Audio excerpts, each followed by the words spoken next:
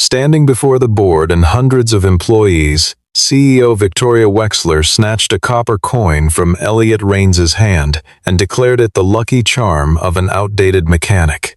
She set it into the jaws of a sample press on the stage, pulled the lever, and smiled as the metal collapsed flat. Elliot Raines, a single father who had kept the Aquila X flight program alive for 4 years, did not plead and did not reach for it. He only asked whether she knew who that coin actually belonged to. 10 minutes later, the client froze the $2 billion aviation contract.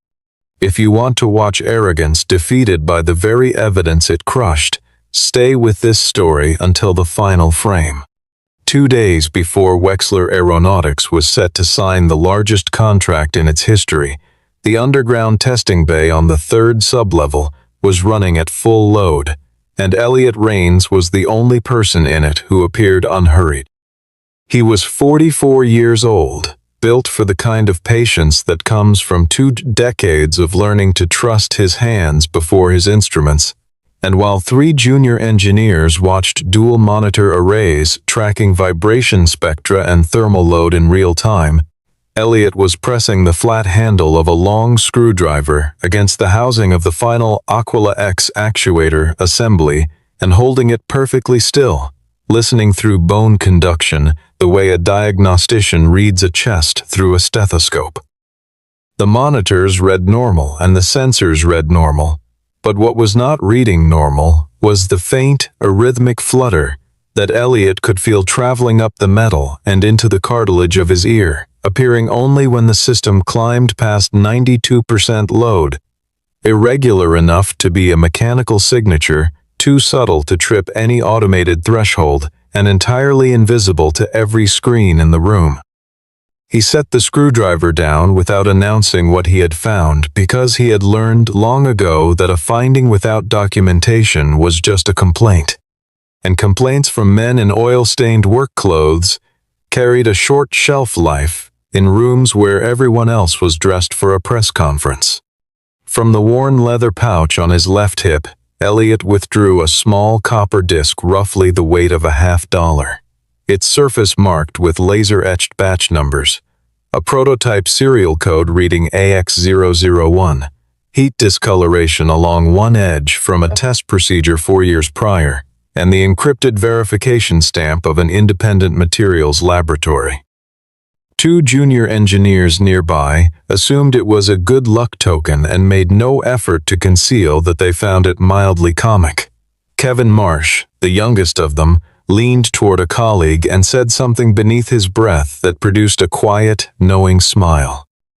Elliot did not react to this because the coin was not a charm. It was a copper conformity token, machined from the same certified copper-silver alloy used in the contact rings of the Aquila X flight control system, struck in a matched pair when the prototype passed independent inspection. One held in North Star Aviation Alliance's certification vault, one entrusted to Elliot under the contract's custodian of conformity evidence provision. It was not his property and not Wexler Aeronautics' property. It was a verification instrument owned by the client, allowing any qualified technician to compare the certified alloy against any production component at any stage of the program. When Elliot pressed the disc against the contact ring on the test bench, the surface color was subtly different. The grain structure under his loop did not match, and the electrical resistance reading was off by a margin too small for the standard acceptance checklist and large enough to matter over thousands of heat cycles at altitude. Blaine Lockwood arrived at 11 to collect the final sign-off.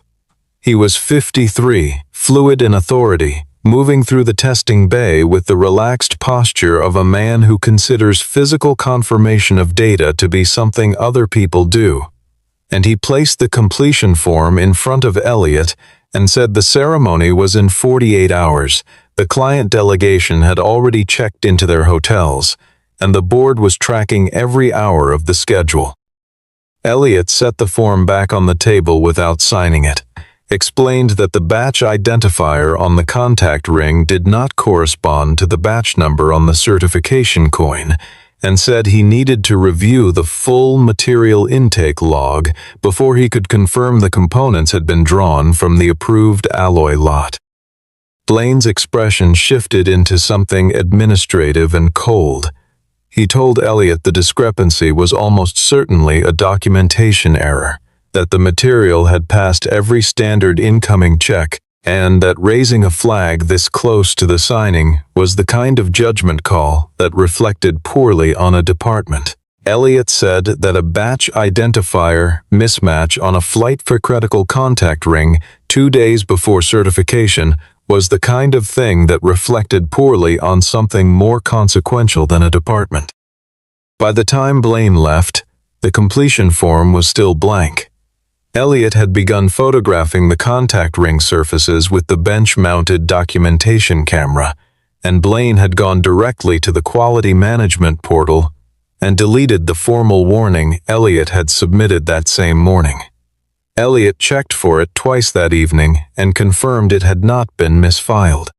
The ceremony Wexler Aeronautics had designed for the Aquila X contract announcement was not modestly conceived. The main atrium had been transformed into something between a product showcase and a coronation. Polished aluminum display frames, a raised stage with a live orchestral arrangement, and a video wall broadcasting slow-motion aircraft footage with the Wexler logo at the lower right, every surface in the room communicating abundance, legacy, and control. Victoria Wexler stood at the rehearsal podium, walking through talking points her communications team had spent 3 months refining, while the video introduction played on loop behind her. A 4-minute piece crediting the Aquila X program's success to the vision of the Wexler family and its world-class executive leadership, with particular emphasis on 2 years of engineering milestones and not a single mention of the man who had built the first prototype, identified the overheating defect that nearly ended the program in its 2nd year, and personally supervised every revision of the contact ring assembly since. When a communications coordinator asked whether the client delegation might want a technical walkthrough of the mechanical components during the reception, Victoria said that was not a question she was prepared to entertain, and made clear that no person in a maintenance uniform was going to appear beside the Wexler brand at a $2 billion announcement.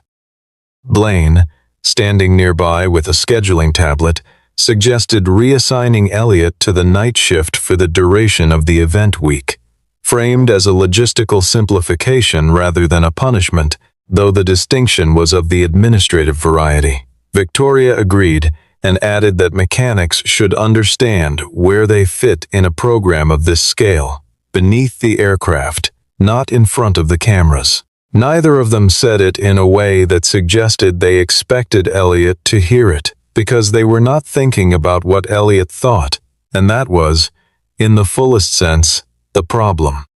Elliot continued submitting formal inquiries requesting access to the material intake records for the contact ring lot, each one routed through Blaine's office and returned without a response. He did not attend the rehearsal and was not informed about the night shift reassignment until he arrived the following morning. That night at home, Paige noticed the copper coin sitting on the kitchen counter beside her father's keys, instead of locked in the certification cabinet at the facility. She was 17, sharp in the way of someone who has learned to read her father's silences, and she asked him why it was there rather than at work. Elliot told her he no longer trusted the certification cabinet to remain undisturbed. He did not tell her that Blaine had quietly revoked his access credentials to the materials storage wing the previous afternoon, and he did not tell her about the possibility of losing his position, because she had already absorbed enough uncertainty over the years since her mother died to last most people a lifetime. He told her only that sometimes a person has to keep something small close to them, because what it contains is too important to leave unguarded, and that the right thing to do in a situation like this one was to make sure the record was complete before anything else happened. What Elliot had suspected for 2 weeks, he was now able to confirm through intake records he had retained from his prior access period. Files he had exported to a personal encrypted drive during a routine audit 6 months earlier, a practice he maintained by habit, and that no one had thought to prohibit. The original contact ring alloy for the Aquila X program had been supplied by a certified metallurgical firm under specifications requiring a copper-silver composite meeting the precise thermal endurance and conductivity tolerances defined for aircraft-grade flight control systems. At some point in the preceding 18 months, that supplier had been quietly replaced on the internal procurement list by a company called Lockwood Industrial Recycling, a registered secondary metals processor, operating out of a facility in Ohio whose ownership structure, traced through public business filings, led through 2 holding companies to a man named Raymond Lockwood, who was Blaine Lockwood's younger brother. The replacement alloy was cheaper by nearly 40%, and in standard operating conditions, ground tests, short-cycle laboratory simulations, the protocols that standard incoming inspection was built to evaluate, it performed within acceptable ranges. The problem was altitude, heat cycling, and time. Above 30,000 feet, across thousands of flight hours, the lower silver content in the substitute material produced an oxidation pattern on the contact surfaces that would introduce resistance drift into the flight control signal chain. Subtle at first, cumulative across years. The kind of failure mode that did not announce itself until the conditions were exactly wrong. Elliot compiled his findings into a formal technical report addressed personally to Victoria Wexler and sent it to her executive inbox with a cover note explaining that the findings were time-sensitive and that he was available to brief her at any time that suited her schedule. Victoria opened the report on a Tuesday evening, read the executive summary, and did not read the technical appendix. She forwarded it to Blaine with a 3-word note asking him to manage it, and by Wednesday morning Blaine had arranged a meeting with Elliot in a windowless conference room that had been selected. Elliot suspected, precisely because it was not visible from the main corridor.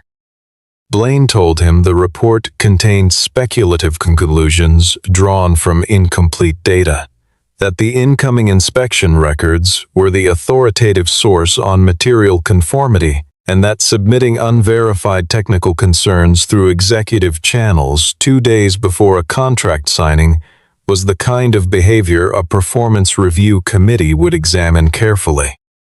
Then Victoria arrived. She had come, she said, to resolve the matter directly because she valued directness, and told Elliot that people in technical roles had a tendency to amplify uncertainty into crisis in order to make themselves seem indispensable, a pattern she had recognized many times in her career.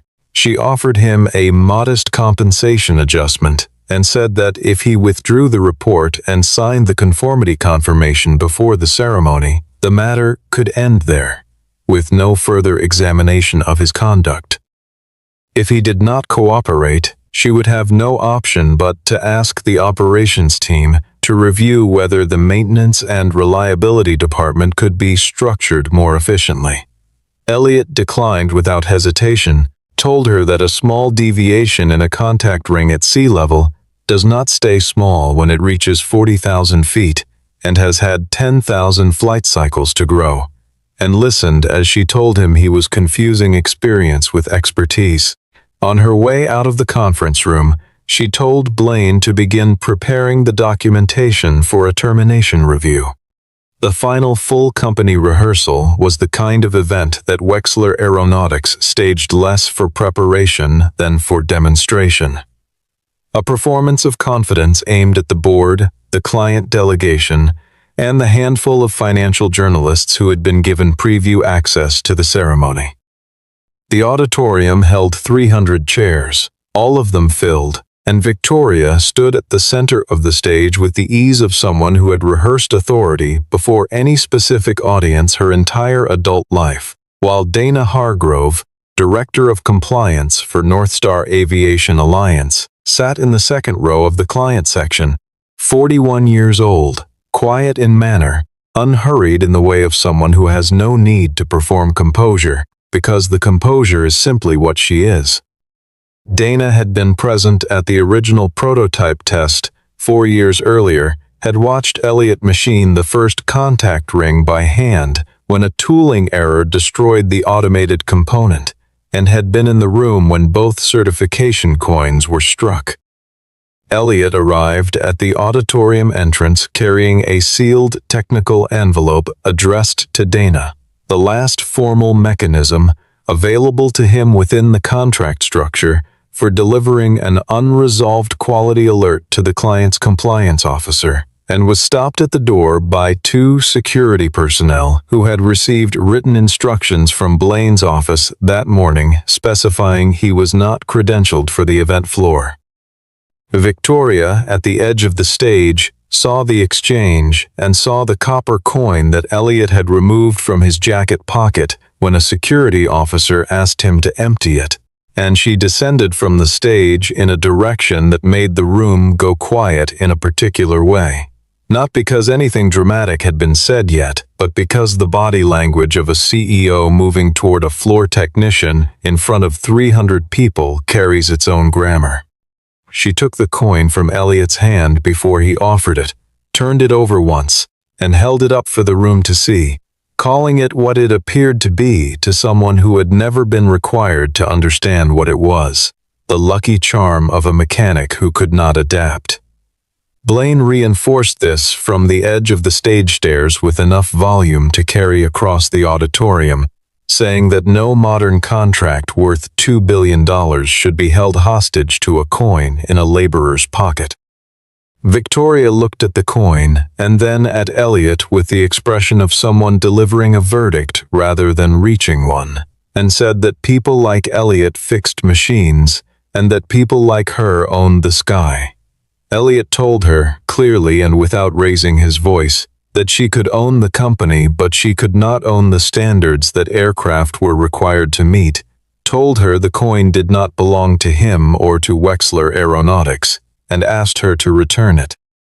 She said that everything within the walls of a Wexler facility belonged to the Wexler family, crossed back to the stage, set the coin between the steel plates of the sample press on the demonstration table, and pulled the lever. The press came down with the soft mechanical thud of a device calibrated for controlled force rather than drama, and the copper disc compressed into a flat, illegible sliver in front of every camera in the room. Several board members in the front rows laughed. Blaine's shoulders dropped with the particular relief of a man who believes a problem has just been eliminated. Elliot looked at what remained of the coin and then looked at Dana Hargrove and asked, to no one and to everyone, whether Victoria knew whose property she had just destroyed. Dana was already standing. Dana Hargrove did not raise her voice. She stepped out of the client seating section, walked to the center of the auditorium, and stated, not suggested, not requested, but stated that the program was to be paused, invoking her contractual right to halt any event at which evidence of a certification irregularity had been observed. Victoria told her from the stage that she was overreacting to a theatrical moment involving a piece of scrap metal. Dana responded by asking Marion Caldwell, Chief Legal Counsel for Wexler Aeronautics, to retrieve the Aquila X master contract and read Section 31, Clause 6 aloud to the assembled room. Marion had been in contract law for 23 years. When she found the clause and began reading, she stopped once, briefly, in the middle of the second sentence, not for effect, but because the full implication of what she was reading had apparently not been visible to her before this moment either. The clause stated that any physical certification artifact designated in the contract appendix as a mandatory conformity standard must remain intact and in the possession of the assigned custodian through the date of final lot acceptance, and that destruction of any such artifact by any party prior to that date would constitute an automatic trigger for contract suspension, mandatory independent re-inspection of all associated components, and, if re-inspection revealed material nonconformance, full vendor liability for replacement costs and schedule damages. The coin was not listed in the main body of the contract. It was listed in Appendix D, the Technical Certification Schedule, which was the portion of the contract that legal departments read carefully, and that executives rarely studied past the signature page. Dana explained, in terms that left no room for interpretation, that the object Victoria had compressed into scrap 3 minutes earlier was Certification Artifact AX001B, a customer-owned, custodian-held conformity standard for the Aquila X contact ring alloy program, with Elliot Rains as the designated custodian, destroyed by the vendor's chief executive on camera after the custodian had verbally requested its return on 2 separate occasions. She stepped away, made a phone call that lasted approximately 90 seconds, and every screen in the auditorium shifted in unison from the certification-ready graphic the production team had spent 2 days designing to a single high-contrast red panel. Certification hold. Contract suspended. Victoria announced to the room that this was a misunderstanding and would be resolved administratively within the hour. Dana returned from her call and told her that North Star's initial payment tranche of $420 million had been formally withheld, and that the full $2 billion contract had been suspended under the terms that had just been read aloud. Blaine suggested that North Star's electronic material documentation could substitute for the physical coin as an evidentiary basis going forward. Dana told him that North Star was in possession of the second coin, the vault-held pair, and that both coins had been designed as a matched verification set specifically so that any alloy substitution after the prototype certification date would produce a detectable discrepancy between the held standard and the production components, and North Star intended to use it. If the production components did not match the second coin, Wexler would be required to replace every component manufactured from the substituted alloy at its own expense.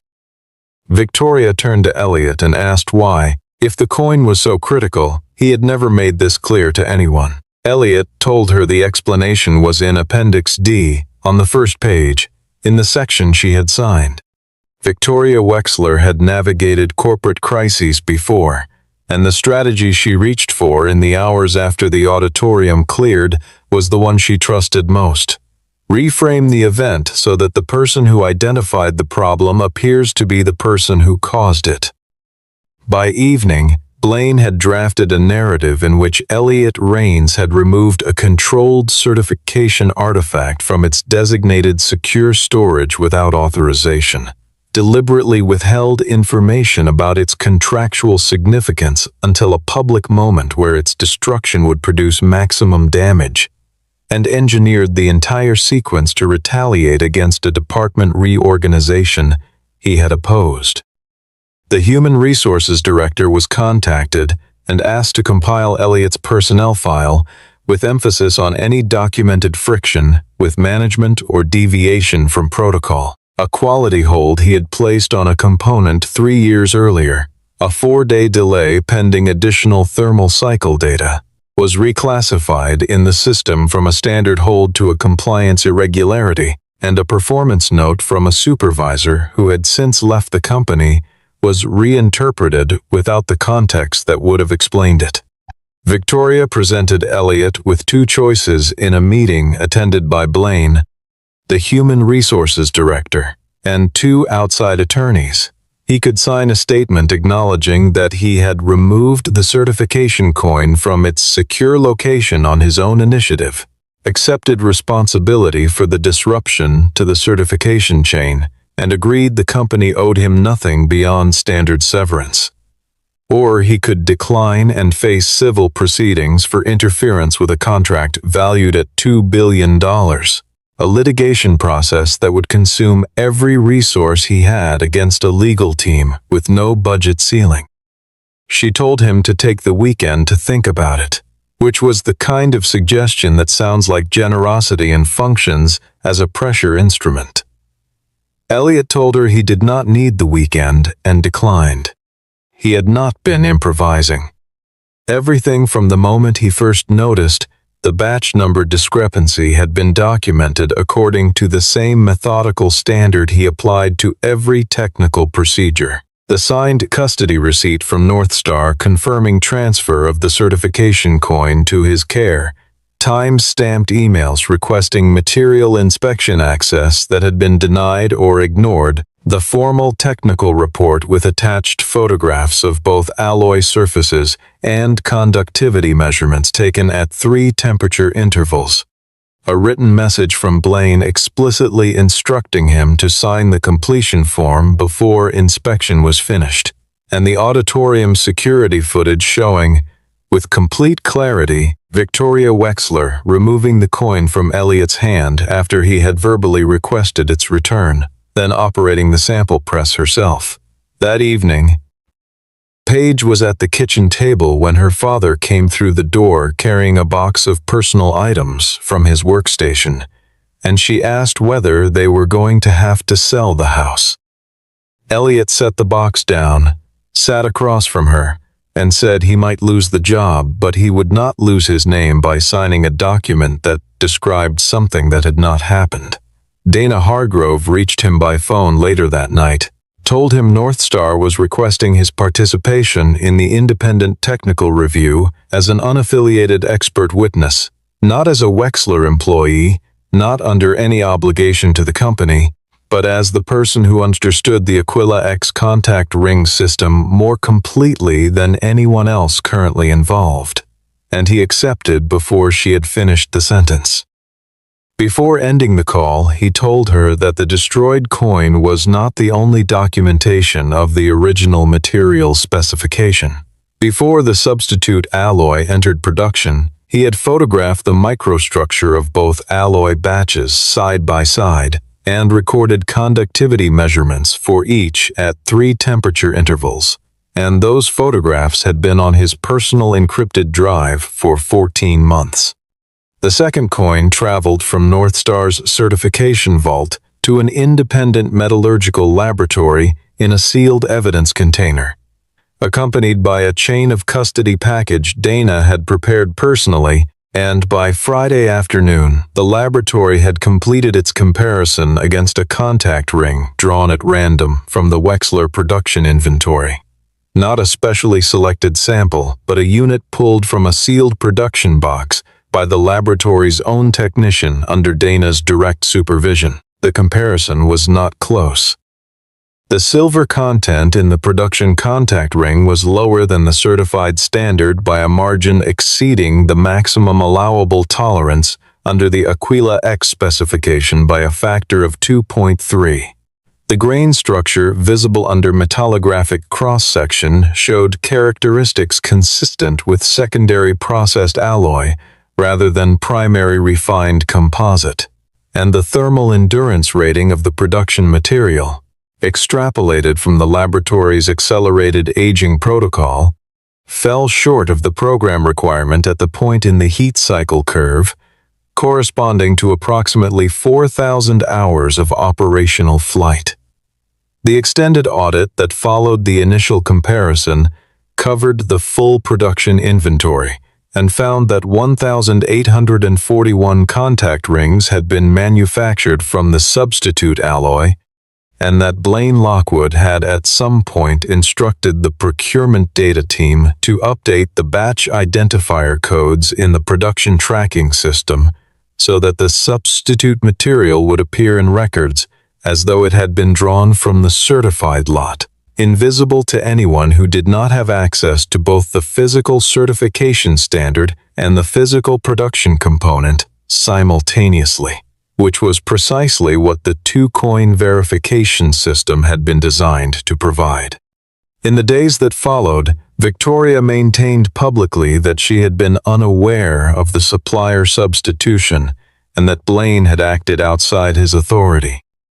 There was a recording she had not anticipated, produced by the facility's management system that archived all conference room audio for liability purposes, of a senior staff meeting from 16 months earlier, in which Blaine described the material cost reduction to the executive team, and Victoria instructed him to ensure the change would not create a situation where a technician could flag a discrepancy before the contract was executed. Marion Caldwell found this recording while reviewing the company's internal archives during the compliance investigation, and found in the same archive an email chain in which Victoria had been explicitly informed by an external procurement advisor that any switch to a certified material specification under the Aquila X contract required customer notification and approval, to which she had responded with 3 words: "Handle this quietly." Victoria, in the sessions that followed, attempted to position Elliot as someone whose technical interpretation had been selectively applied, noting that a person holding a trade credential, rather than an engineering degree, lacked the formal standing to render a definitive conclusion about aviation-grade alloy performance. Dana Hargrove addressed this directly. Elliot had not certified the material. He had observed a physical discrepancy, documented it, preserved the verification instrument that made independent confirmation possible, and reported the finding through every channel available to him, each of which had been ignored or actively blocked. The independent laboratory had certified the material. Elliot had simply put the question to them in a form they could test, and the people who had laughed in the auditorium when the copper disc was pressed flat were now sitting in a room where the audit report, the facility recording, the email chain, and Elliot's original technical photographs had all been entered into evidence together, and the picture they formed was one that no reframing was going to quietly dissolve.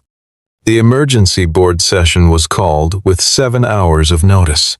Victoria arrived with 3 outside attorneys and a prepared statement characterizing the certification disruption as a procedural error, amplified by an internal employee's unauthorized disclosure to a client representative, arguing that the proper remedy was an accelerated administrative review and that Northstar's suspension response was disproportionate to an issue that had not yet resulted in any aircraft receiving a non-conforming component. Graham Prescott, chairman of Northstar Aviation Alliance, appeared by secured video link from his office, 59 years old, measured in speech, with the patience of someone who has terminated contracts before and knows that a clear statement delivered once carries more weight than an extended argument. He told Victoria, the board, and the assembled legal teams that the contract had not been suspended because a copper disc had been damaged. It had been suspended because the destruction of that disc had initiated a chain of discovery revealing 5 distinct categories of contractual violation: use of material that had not received customer approval, deliberate alteration of batch identification records to conceal that substitution, suppression of technical warnings submitted by a qualified conformity custodian, application of pressure on that custodian to sign falsified completion documentation, and public destruction of a client-owned certification artifact by the vendor's chief executive after receiving 2 verbal warnings from the custodian that the artifact was not company property. Graham said that Northstar had not committed $2 billion to a program in order to discover, in a public auditorium, that the vendor's leadership had spent 18 months deciding what the customer did not need to know. Blaine, when given the floor, produced the email chain showing Victoria's approval of the cost reduction material strategy and her instruction that it be managed without technician interference. Victoria's attorneys objected, and Victoria's expression did not change, but the attorneys on either side of her exchanged a look that did not require translation. When Elliot was asked to present his technical findings, He did not open with the night shift reassignment, or the deleted quality alert, or the windowless conference room, where he had been offered a quiet bribe to sign a false document. He opened with a schematic of the Aquila X contact ring assembly, explained the mechanism by which oxidation resistance drift produces flight control signal instability, demonstrated the projected degradation curve, using the laboratory's accelerated aging data, and then described a specific, sequenced, achievable remediation protocol for replacing the non-conforming components and restoring the program to a certifiable state. A board member asked why, after everything that had occurred, he was still willing to help a company whose leadership had publicly humiliated him and threatened him with litigation. Elliot said the aircraft did not know who was CEO and who was a mechanic, did not know who was protecting a stock price and who was trying to prevent a contact ring failure at altitude. The aircraft knew only what was inside it, and what was inside it was his work, and he was not prepared to let someone else's decisions make his work unsafe. The room was quiet for a moment that felt longer than it was, and Graham Prescott said that was the most accurate description of professional integrity he had heard in a board meeting in a considerable number of years. North Star agreed to consider reinstatement of the contract under a conditional restoration framework requiring replacement of every non-conforming contact ring in the production inventory, independent verification of the replacement components, a full rerun of the certification protocol for the affected lot, and a restructured quality oversight chain giving an independent technical authority the right to halt production and delivery at any stage without management override. The practical problem that emerged within 48 hours of that decision was the one that Blaine's cost reduction campaign had created and then obscured.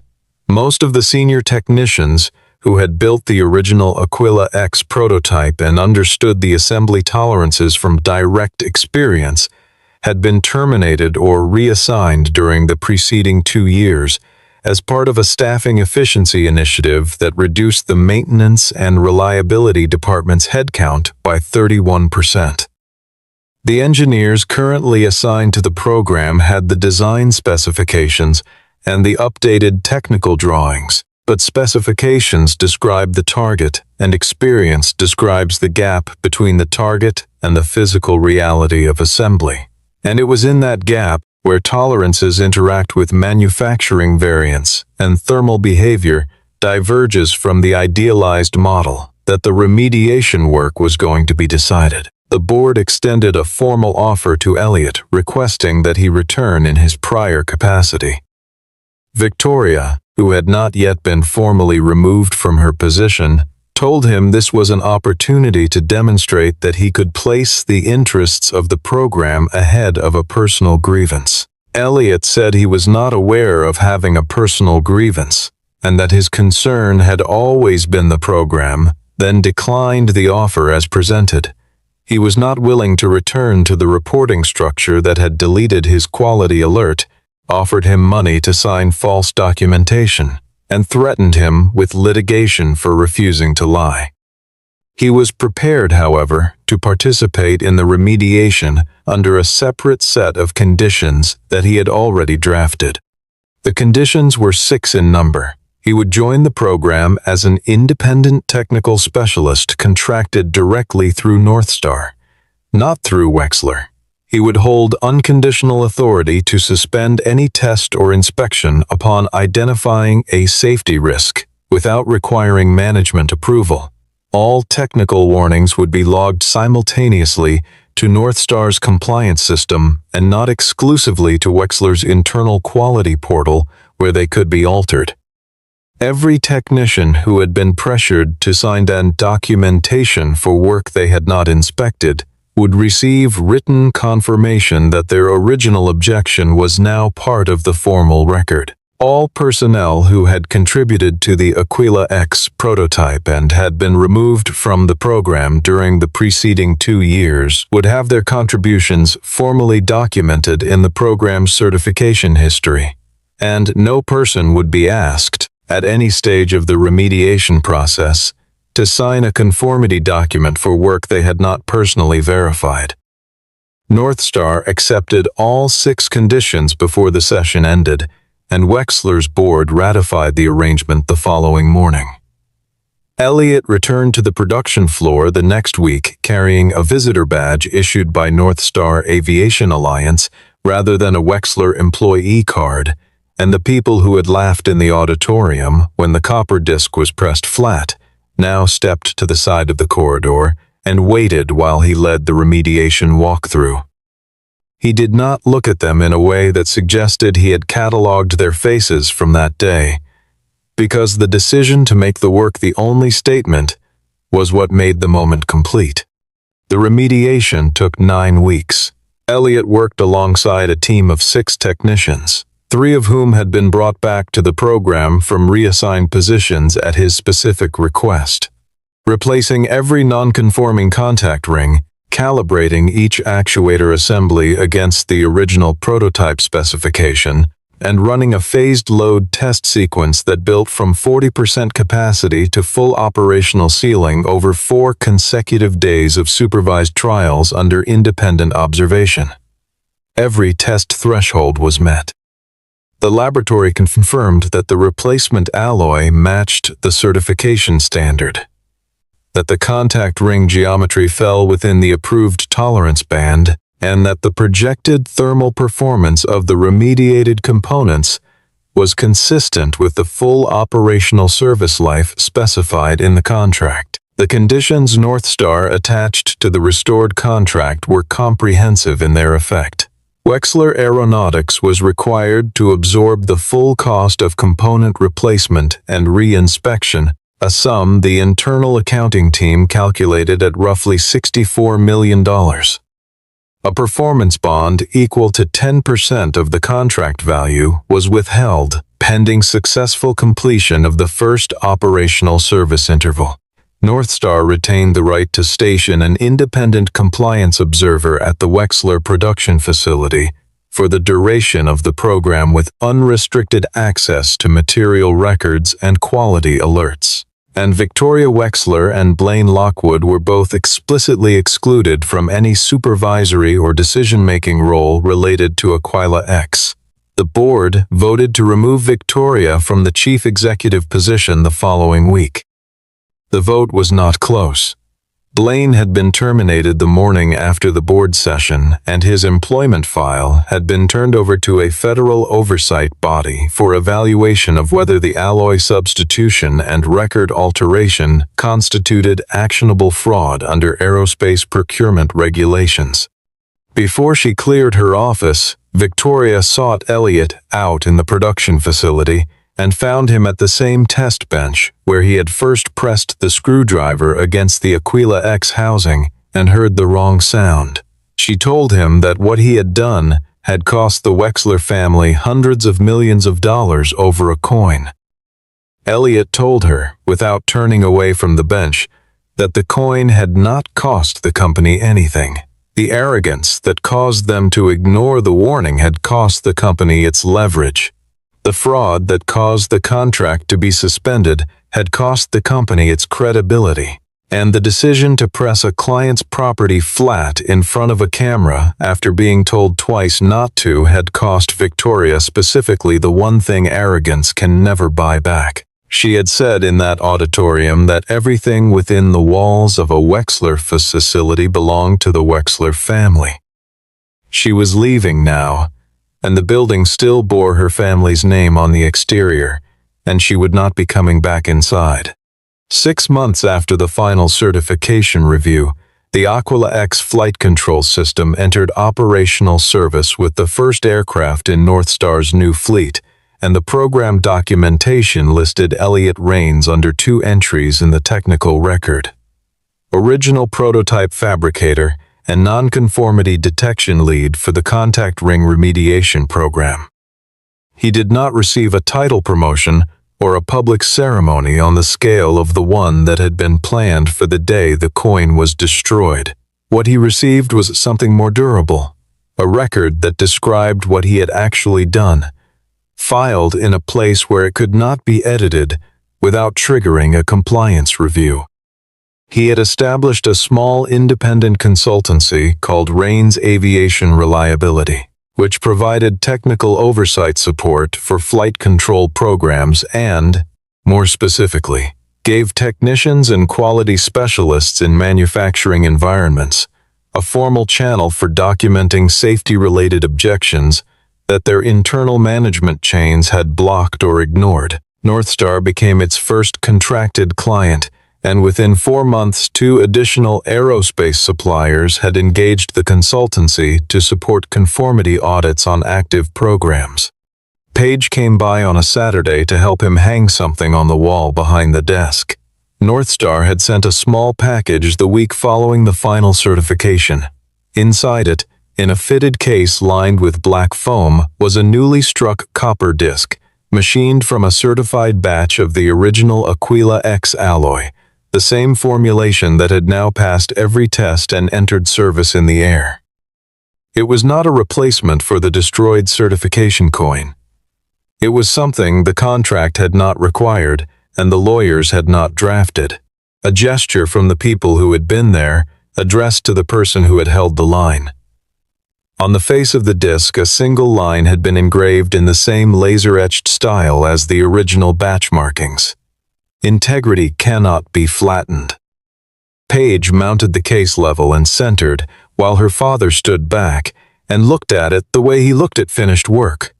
Not with pride exactly, but with the particular satisfaction of someone who has verified that a thing is what it is supposed to be. In the months that followed, when Elliot spoke at industry events, he did not tell the story of a powerful woman's name being removed from the sign-off list of the program she had tried to own. And he did not name her, and he did not describe the auditorium. He spoke only about the principal that had brought him to the test bench that morning, with a screwdriver and a coin. That in aviation, the smallest component in the room is often the one protecting the largest system, and that the most dangerous thing any organization can do is look at the person holding that component and decide they are too small to hear. Victoria Wexler had looked at the coin and seen something that could be flattened. What she had not seen, what she never saw, was that the coin was not the point. The mechanic holding it was.